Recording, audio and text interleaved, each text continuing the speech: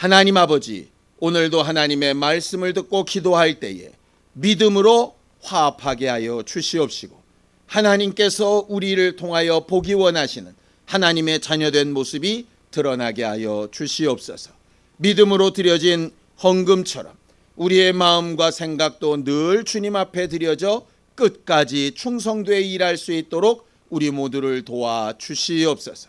예수님의 이름으로 기도하였습니다. 하나님의 말씀은 마태복음 4장 18절에서 22절까지 말씀을 함께 같이 합독하겠습니다. 마태복음 4장 18절에서 22절까지 함께 합독하겠습니다. 함께 읽습니다. 시작. 갈릴리 해변에 다니시다가 두 형제 곧 베드로라 하는 시몬과 그의 형제 안드레가 바다에 그물 던지는 것을 보시니 그들은 어부라. 말씀하시되 나를 따라오라.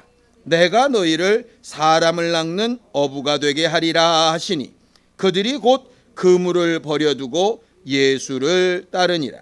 거기서 더 가시다가 다른 두 형제 곧 세베대의 아들 야고보와 그의 형제 요한이 그의 아버지 세베대와 함께 배에서 그물 깁는 것을 보시고 부르시니 그들이 곧 배와 아버지를 버려두고 예수를 따르니라.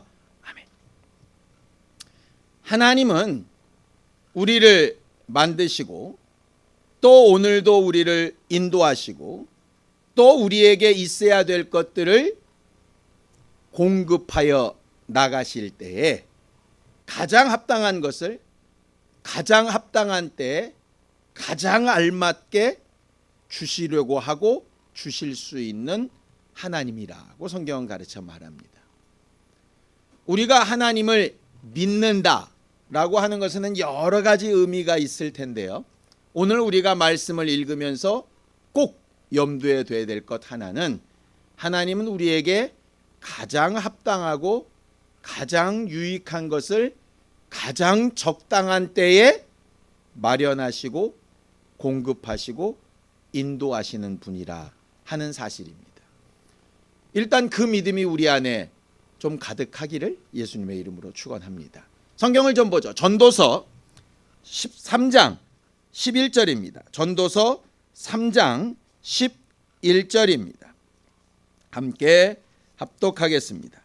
전도서 3장 11절입니다.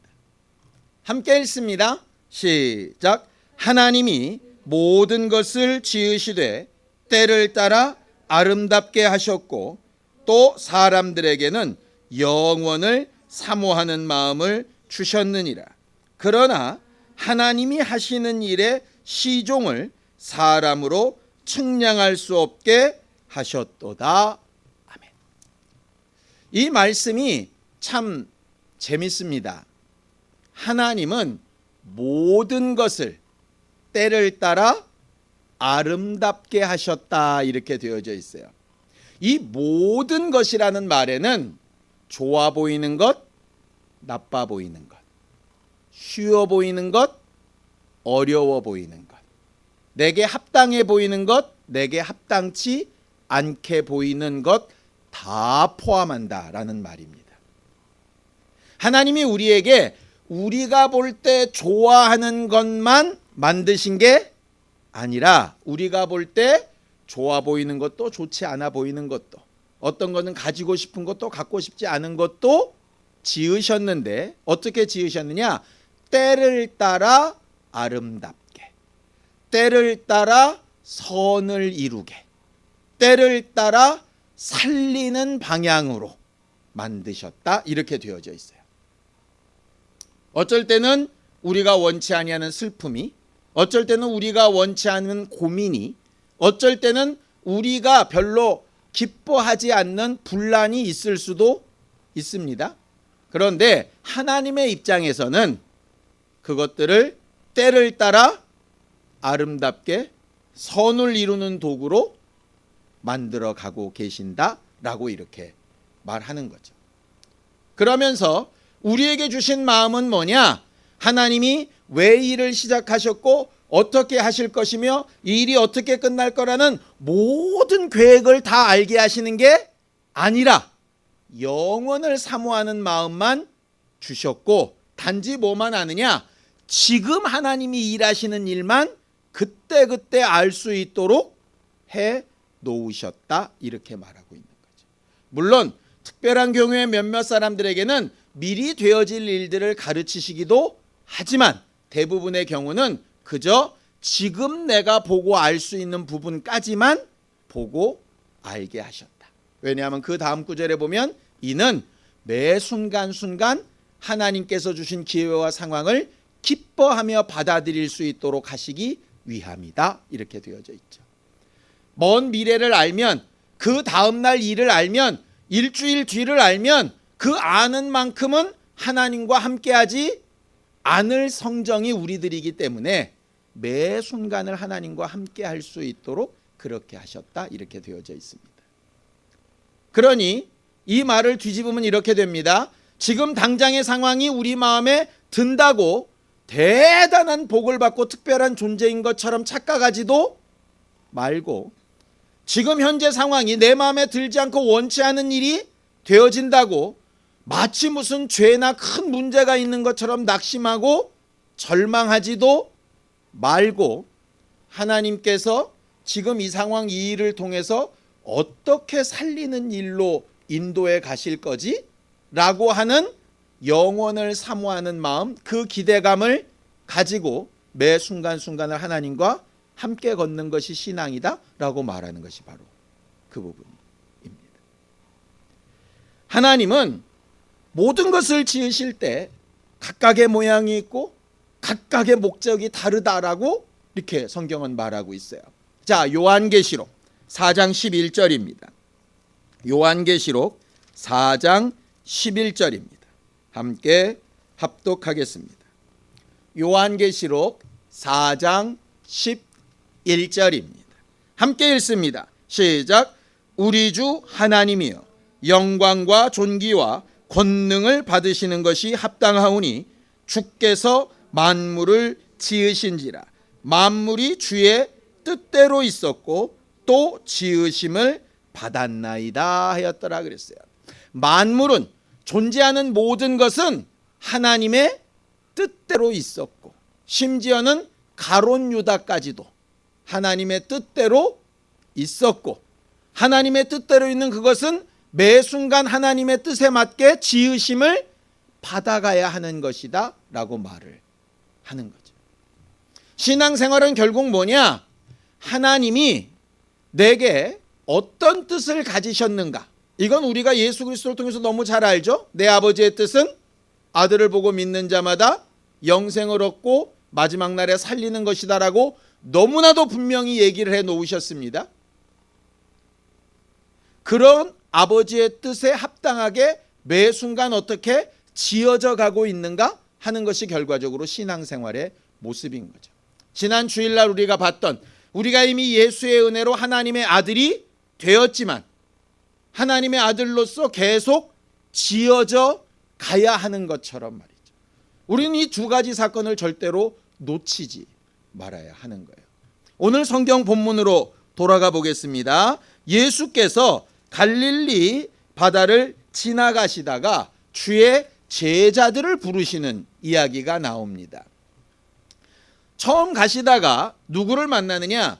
시몬이라는 베드로와 그 형제 안드레를 만나죠. 다른 성경에는 먼저 안드레가 예수를 만나고 안드레가 베드로를 전도하는 이야기가 나와 있습니다. 그것은 처음 이들이 예수를 만났던 때를 얘기하는 것이고요. 이때는 그렇게 만난 베드로와 안드레를 많은 사람들 가운데서 불러서 제자로 택하시는 얘기를 하고 있는 겁니다. 이들은 언제 만났느냐? 성경을 좀 읽어볼까요? 18절입니다. 함께 보겠습니다. 시작. 갈릴리 해변에 다니시다가 두 형제 곧 베드로라는 시몬과 그의 형제 안드레가 바다에 그물 던지는 것을 보시니 그들은 어부라 그랬어요. 그들은 언제 부르셨느냐? 바다에 그물을 던질 때 부르셨습니다. 그러니 어디에 있었겠습니까? 바다에 있었겠죠. 배 위에 있었겠죠. 멀리 있는 자들을 큰 소리 쳐서 좀 나와보라고 하시고, 열심히 지금 그물 내려서 물고기 잡는 사람한테 그 일을 그만두고 좀 나를 따라오라고 이렇게 불러 이야기하시는 겁니다. 그런데 좀 가시다가 또 다른 형제를 만나세요. 이번엔 누굽니까? 세베대의 아들인 야고보와 요한입니다. 자, 21절입니다. 함께 읽죠. 시작. 거기서 더 가시다가 다른 두 형제 곧 세베대의 아들 야고보와 그의 형제 요한이 그의 아버지 세베대와 함께 배에서 그물 깁는 것을 보시고 부르셨다 그랬어요. 이들은 어디서 부르셨습니까? 땅에서 부르셨어요. 배를 땅에 대고 그 땅에 올라온 배 위에서 그물을 수선해서 이제 고기 잡으러 나가려고 준비할 때, 그때 부르셨습니다. 제자 4명을 부르시는데 두 명 상황이 달라요. 두 사람은 한참 막 물고기 잡고 있을 때, 두 명은 뭔가를 준비하고 있을 때. 그들이 불려진 상황이 다르니까 버리는 것도 다릅니다.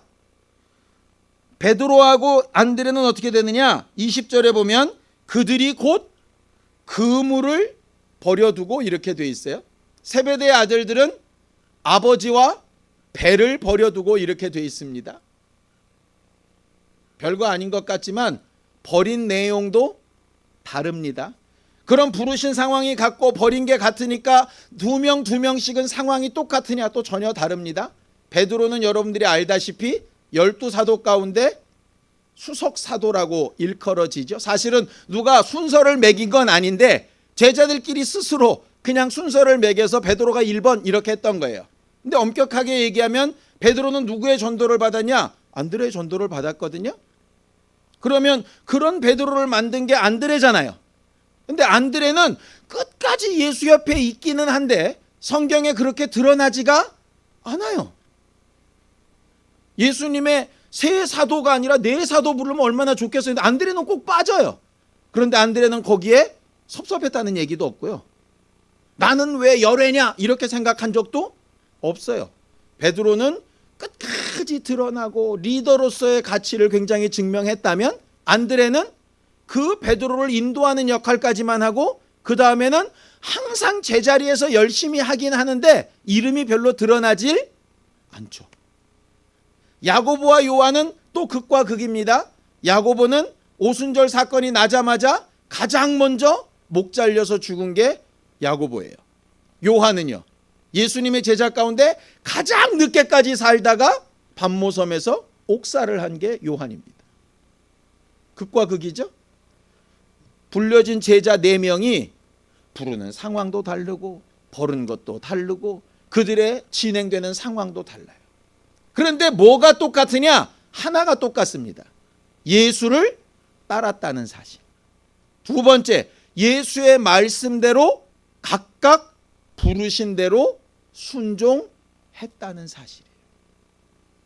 어떤 사람은 죽는데, 어떤 사람은 심지어는 예수를 3번 부인하는데, 어떤 사람은 끝까지 살아남아서 마지막 계시록을 쓰는데 각각 처한 상황들이 달라요.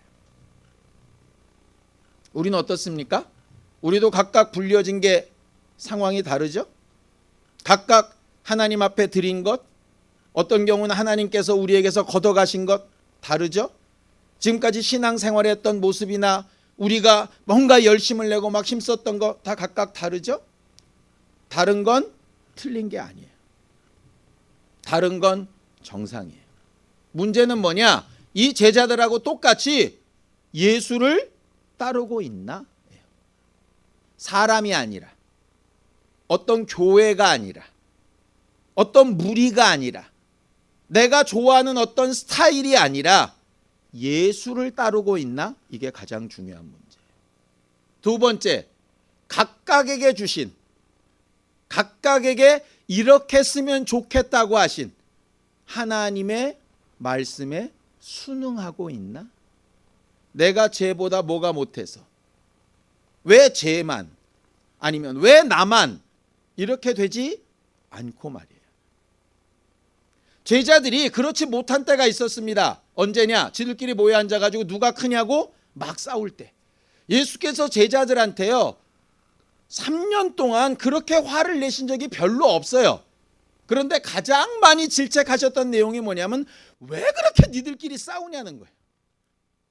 왜 누가 크냐 작냐 누가 먼저냐 나중이냐 맨날 3년 동안 그거 갖고 싸우니까.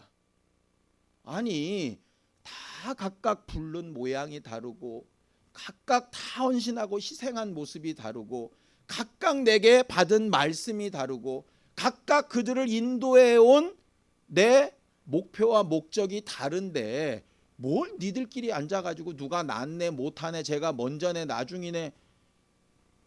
제발 그걸 생각하지 말고 뭘 구하냐.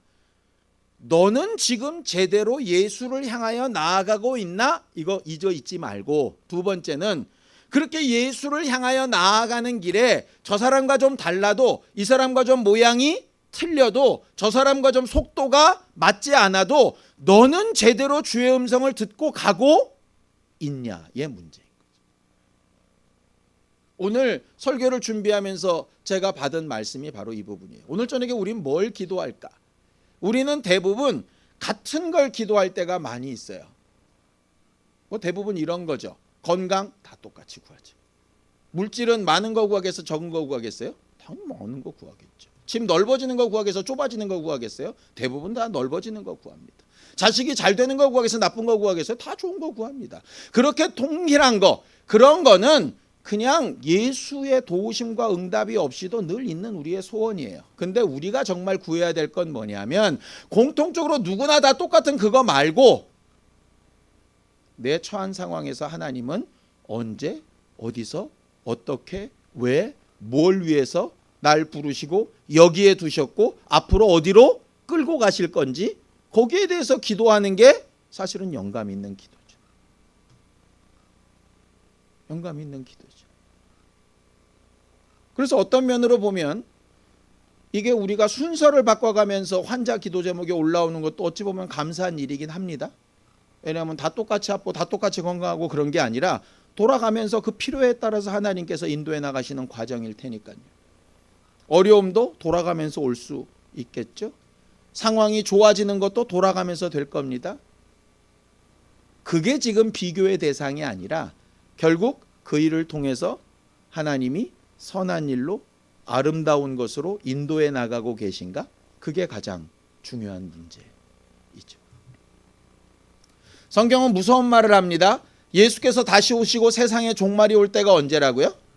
평화하자 평화하자 이 정도면 됐다 살만하다 할 때 끝이 온다라고 하셨어요. 이거 굉장히 아이러니컬한 문제죠. 평안하고 살만한데 왜 오시냐고. 난리 나고 속상할 때 좀 오시면 얼마나 좋아요. 그렇죠? 우리의 생각과 그분의 계획의 판단이 다르기 때문에 그래서 우리가 기도해야 될 게 바로 그 부분입니다. 주를 정말 제대로 따르고 있는가? 나는 매 순간 내게 명하시는 주의 음성을 듣고 있는가? 이게 가장 중요한 문제죠. 그렇지 않으면 어떤 상황이 벌어지느냐? 내가 원하는 대로 되면 너무 기쁘고 감사한 일, 내가 원하지 않는 부분으로 가면 나쁘고 안 좋은 일이라고 하는 판단이 되게 되는 거예요. 하나님께서 원하시는 건 그게 아니거든요. 왜 4명의 제자들이 그물을 버리고 배와 아버지를 버리고 예수를 쫓을 수 있었을까? 이유는 단 하나밖에 없습니다. 자기들이 이걸 움켜쥐고 있는 것보다 저분의 음성을 듣고 따라가는 게 더 낫다고 느꼈기 때문이죠. 우리는 오늘 저녁에 기도하면서 그런 응답을 얻길 원합니다.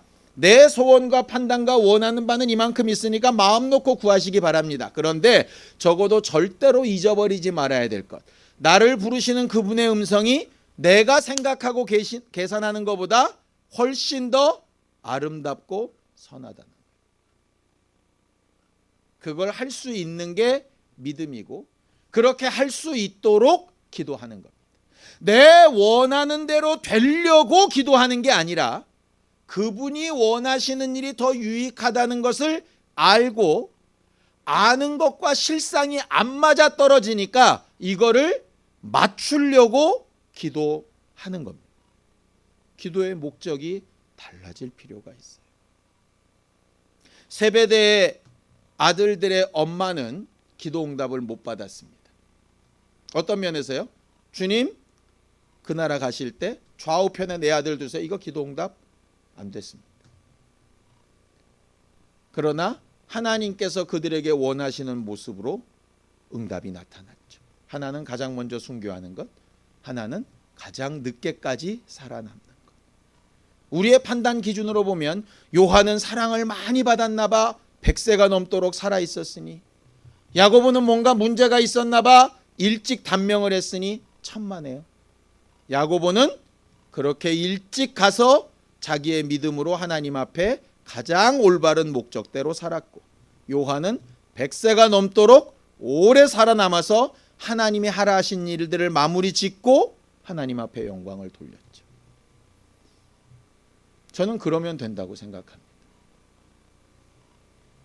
이 분명한 믿음과 마음이 우리 안에 있어서 부르신 대로 쫓아가고 응답하고 내려놓고 순종할 수 있는 신령한 우리 모두가 되기를 예수님의 이름으로 축원합니다. 함께 같이 기도하겠습니다. 하나님 아버지, 우리는 하나님께서 우리를 부르신 대로 순종하여 나아가며 매 순간 하나님의 뜻에 합당하게 지어져가는 교회가 되기를 원합니다. 혹 우리가 이해할 수 없고 버거운 일들이 있을지라도 이 일로 말미암아 하나님께서 우리에게 주고자 하신 것이 생명이라면 잘 분별하고 아멘 하여 순종하되 더 나은 길과 방향을 잘 인도받아 나아갈 수 있는 겸손함이 있게 하여 주시기를 원하오니 우리와 함께하여 주시옵소서. 어떻게 여기까지 왔는지, 앞으로 또 어떻게 가야 될는지 우리는 다 알지 못하나 그래서 기도하고 하나님의 인도하심을 얻기를 원합니다. 매 순간을 도우시고 역사하여 주시옵시고 우리를 통하여 우리와 우리 가정이 주 예수 앞에 바로 설 수 있는 신령한 심령들이 다 되도록 도와주시옵소서. 이제는 우리 주 예수 그리스도의 은혜와 하나님 아버지의 극진하신 사랑과 성령님의 감동하시고 함께 하시는 분명한 증거가 부르신 대로 따르며 순종하며 승리하기를 원하는 우리 모두 위에 이제부터 영원까지 함께 있을지어다. 아멘.